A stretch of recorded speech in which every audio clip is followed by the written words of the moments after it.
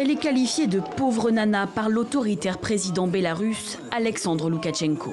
C'est pourtant bien elle, Svetlana Tikhanovskaya, qui pourrait faire vaciller l'inamovible chef de l'État au pouvoir depuis plus de 25 ans. Jeune candidate inconnue et inattendue, elle a réussi à s'imposer comme la figure de l'opposition. J'ai espoir que le pouvoir change et que nous organisions tout d'abord des élections justes et équitables. Ensuite, nous modifierons la Constitution. Pourtant, le pouvoir bélarusse a tout fait pour éviter cet essor. Avant elle, Alexandre Loukachenko avait fait en sorte de mettre hors course ses principaux rivaux. Svetlana Tikhanovskaya a d'ailleurs remplacé au pied levé son mari Sergueï, blogueur incarcéré alors qu'il faisait campagne. Cette professeure d'anglais de formation, mère au foyer de 37 ans, s'est alors alliée avec deux autres femmes, la compagne d'un opposant en exil et la directrice de campagne d'un candidat à la présidentielle mis derrière les barreaux.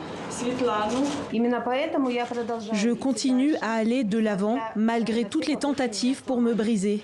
J'aime mes enfants et je veux qu'ils grandissent dans un pays libre pour qu'ils ne se taisent pas comme nous, pour qu'ils n'aillent pas en prison sans culpabilité. La candidate, qui se décrit comme une femme ordinaire, a promis de ne rester au pouvoir que le temps de libérer les prisonniers politiques, d'organiser une réforme constitutionnelle et de nouvelles élections. Malgré l'espoir qu'elle suscite chez ses partisans, tout n'est pas joué selon elle. Nous ne pourrons pas empêcher les fraudes. Nous avons vu au cours des 2 derniers jours à quel point cette élection est effrontément falsifiée. Il n'y a aucun espoir qu'ils comptent les bulletins honnêtement, soyons réalistes.